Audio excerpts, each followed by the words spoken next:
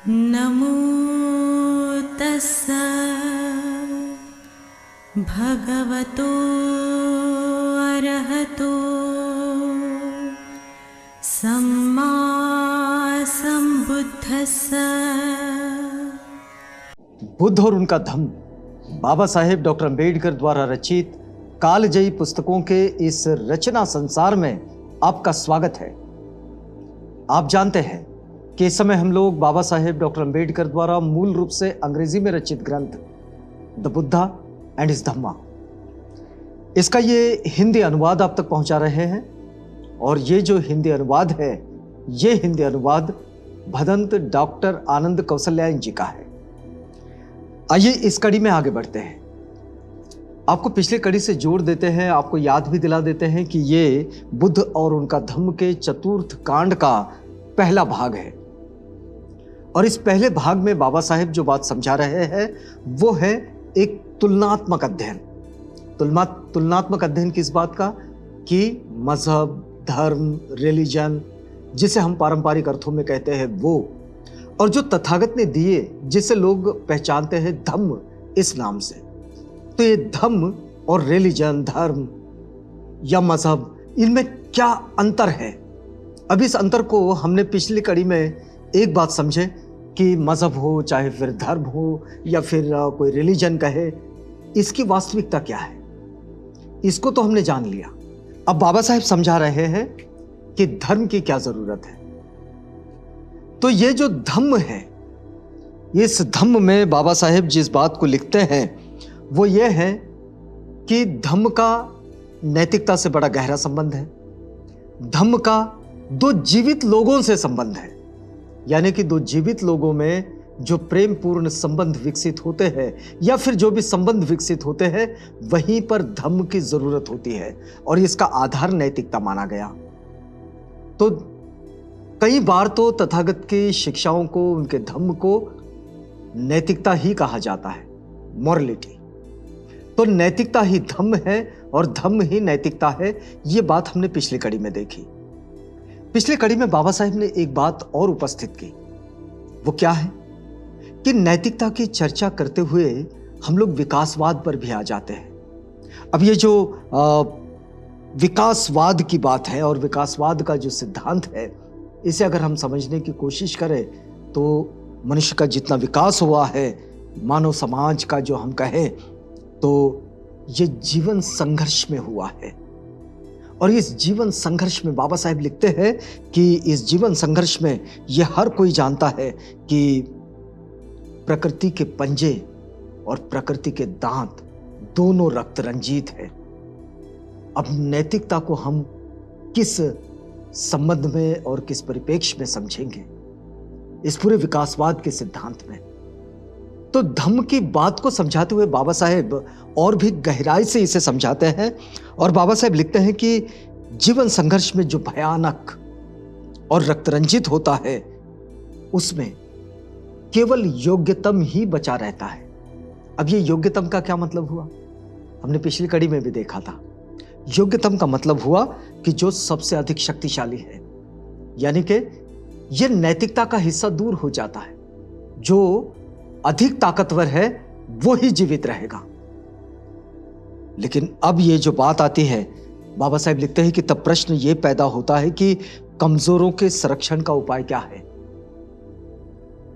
जो लोग कमजोर हैं, संसार में सभी के सभी लोग शक्तिशाली तो नहीं है, कमजोर भी तो है। तो फिर कमजोरों की रक्षा का उपाय क्या है, उनके संरक्षण का उपचार क्या है? तो फिर बाबा साहेब लिखते हैं जो योग्यतम, यानी कि जो अधिक शक्तिशाली है, उस पर कुछ प्रतिबंध लगाने से कम और किसी भी तरह काम चल ही नहीं सकता।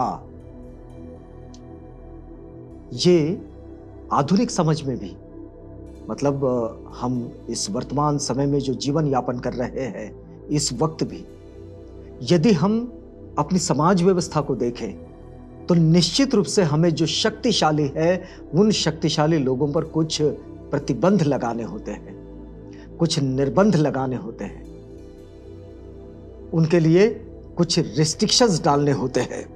और फिर देखिए कि जो योग्यतम हो उस पर कुछ प्रतिबंध लगाने से कम और इससे अधिक अलग कुछ और कोई इसका उपचार नहीं है। और इस स्थिति में नैतिकता का मूल और आवश्यकता छिपी हुई है।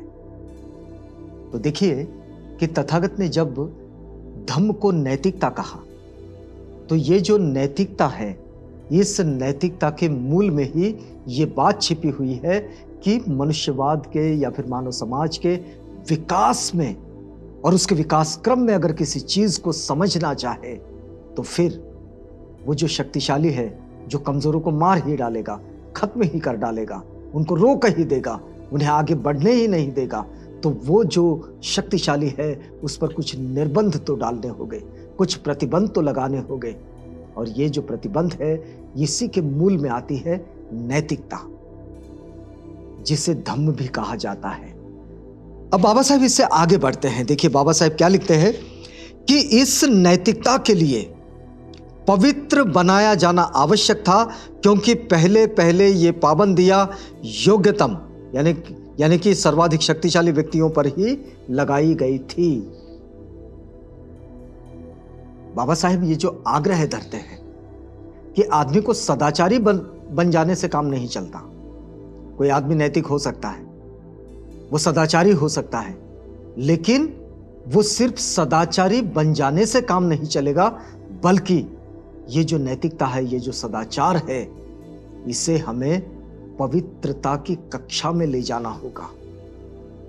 क्यों? क्योंकि बाबा साहेब देखिए इसे बहुत ही विस्तार से समझाते हैं कि यदि देखिए हम किसी भी चीज को पवित्रता की स्थिति में जब तक नहीं लेकर जाते तब तक उसके प्रति गंभीर नहीं होते हैं। उसको पवित्र मानना होगा, नैतिकता को। और जब किसी चीज को हम पवित्र मान लेते हैं तो फिर उसका दूसरा मतलब यह होता है कि हम उसके विरुद्ध आचरण कर ही नहीं सकते। तो विरुद्ध आचरण नहीं करना है। इस स्थिति में अगर किसी समाज को लेकर जाना है तो फिर नैतिकता को पवित्र मानना होगा, यानी कि हिंसाचार से दूर रहना, यानी कि झूठ से, चोरी से, व्यभिचार से, मोह में फंसाने वाली जो चीजें हैं उनके प्रमाद से दूर रहना, यह नैतिकता का हिस्सा है। लेकिन इसे हमें पवित्र मानना होगा।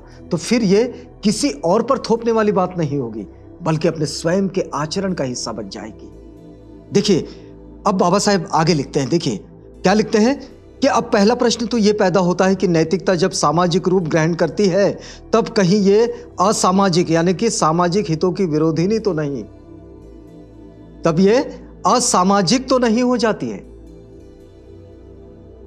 बाबा साहब प्रश्न उत्पन्न करते हैं, क्योंकि जो लोग नैतिकता पर बहुत सारे प्रश्न भी खड़े करते हैं, लोग नैतिकता को अपने अपने तरीके से विश्लेषित परिभाषित करने लगते हैं।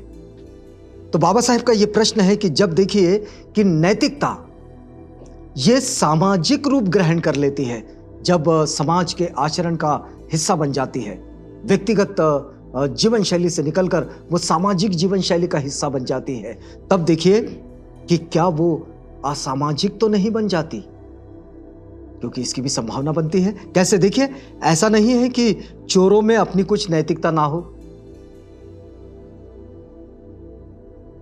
आपने देखा होगा जो जिस बिरादरी के होते हैं, फिर किसी की जिनकी जैसी जैसी बिरादरी होती है वो अपनी अपनी बिरादरी में बड़े नैतिक होते हैं। यानी कि कोई किसी का शोषण करने वाले, तो वो जो शोषक है वो शोषक उनकी बिरादरी में नैतिक हो सकते हैं, चोर उन चोरों की बिरादरी में नैतिक हो सकते हैं। वो एक दूसरे के प्रति बड़े ही प्रतिबद्ध और कटिबद्ध हो सकते हैं, लेकिन पेशा तो चोरी का है। कोई ऐसे हो सकते हैं झूठ बोलने वाले, लोगों को ठगने वाले, फंसाने वाले, और उनका एक समूह, वो समूह अपने आप में उन समूह के अंतर्गत वो नैतिक हो सकता है। लेकिन क्या उसे सामाजिकता कहा जाएगा? अगर नैतिकता को इस तरह से देखा जाए, नैतिकता को इस आशय में देखा जाए, तो क्या ऐसा होगा? तो बाबा साहब का सवाल है कि क्या नैतिकता जब सामाजिक रूप धारण करती है तो वो असामाजिक तो नहीं हो जाती? वो स्वयं अपने आप में समाज के लिए तकलीफ देह तो नहीं हो जाती। फिर बाबा साहेब लिखते हैं, एक जाति वालों में भीतरी नैतिकता रहती ही है और डाकुओं के झुंड में भी अपनी भीतरी नैतिकता रहती ही है। तो डाकुओं के झुंड में भी अपनी एक नैतिकता हो सकती है कि डकैती से लूटा हुआ जो माल है उस माल को बराबर हिस्से में बांटा जाए एक एक को। लेकिन डकैती कोई समर्थन का हिस्सा तो नहीं है, यह कोई बड़ा सम्माननीय कार्य तो नहीं है। लेकिन यह जो नैतिकता है यह पार्थक्य की भावना लिए हुए है और इस नैतिकता में दूसरों के बहिष्कार की भावना भी निहित है। बाबा साहेब दो बातें लिखते हैं कि एक तो ये पार्थक्य की भावना लिए हुए हैं और दूसरे ये दूसरों के बहिष्कार की भावना लिए हुए हैं। मतलब जिनसे चीजें छीननी है, जिनका शोषण करना है, उनके प्रति बहिष्कार की भावना है। तो यह नैतिकता दल विशेष के स्वार्थों का संरक्षण करने के लिए है, इसलिए यह नैतिकता समाज हित विरोधिनी है। यह जो इस तरह की नैतिकता है जो किसी झुंड में चलती है वो समाज हित विरोधिनी है। और ये इस प्रकार की नैतिकता की पार्थक्य और अपने ही में सीमित रहने की भावना है जिसकी वजह से समाज हित विरोधिनी प्रवृत्ति को क्रियाशील होने का अवसर मिलता है। तो चोर अगर आपस में बड़े नैतिक हो सकते हैं, शोषक अगर आपस में बड़े नैतिक हो सकते हैं, तो उनकी ये जो भावना है, ये भावना समाज हित विरोधिनी जो प्रवृत्ति है वो समाज में क्रियाशील करा सकती है। तथागत का धम्म इसका समर्थन नहीं करता है। तो यह बात उस समय लागू होगी जब कोई भी एक दल अपने स्वार्थों की रक्षा के लिए नैतिकता का आश्रय लेता है। समाज की इस दलबंदी का असर बड़ी दूर तक पहुंचता है। आज भी हम लोग देखते हैं कि जो लोग अपने अपने समूह में उनके हितों के लिए जब कुछ काम करने लगते हैं तो वो अपने आपस में तो नैतिक हो सकते हैं, लेकिन औरों के प्रति उसमें द्वेष की, नकार की, बहिष्कार की भावना हो सकती है। और ये इसका असर जो बड़ी दूर तक पहुंचता है, लेकिन ये समाज हित के लिए विरोधिनी ही साबित होती है। यदि समाज में इस प्रकार के असामाजिक दल बने रहेंगे तो समाज हमेशा असंगठित रहेगा और टुकड़े टुकड़े रहेगा। तथागत बुद्ध की बात जो धम्म के सहारे बाहर आती है उसे बाबा साहेब समझा रहे हैं कि अगर कोई समाज टुकड़े टुकड़े प्रवृत्ति से बाहर आना है, वो उसे संगठित करना है, उस समाज को विकास की ओर लिए चलना है, तो उसे अपने समूह अंतर्गत नैतिकता की प्रैक्टिस नहीं बल्कि वो नैतिकता की प्रैक्टिसिंग पूरे समूह में करनी पड़ेगी, पूरे मानव समूह में। और एक असंगठित और टुकड़े टुकड़े समाज, सबसे बड़ा खतरा उसका यही है कि ये कई तरह के जीवन मापों और आदर्शों को जन्म देता है और वो अपने अपने तरीके से नियम बना लेता है, अपने अपने तरीके से लोगों को आगे बढ़ाता है। और समाज में हम विभाजित और बटे हुए लोग देखते हैं। तथागत इस बटे हुए लोगों के समूह को, इनके टुकड़ों को तोड़कर, इन्हें खत्म कर, इनकी ये टुकड़ा प्रवृत्ति है इसको ध्वस्त कर वे एक संगठित समाज को निर्माण करना चाहते हैं। और बाबा साहेब इसीलिए धम्म के करीब भी जाते हैं। और यही बात संगठन की जब बात करते हैं तो वो मानव समूह के संपूर्ण जीव सृष्टि के संगठन की बात करते हैं, उसको एक साथ जोड़ने की बात करते हैं। हम इस बात में आगे बढ़ेंगे, लेकिन हमारा ये वक्त पूरा होता है। आपको अगली कड़ी में इस के आगे की बात जरूर बताएंगे। तब तक के लिए हमें इजाजत दीजिएगा। वादा करते हैं आपसे कल पुनः भेंट होगी।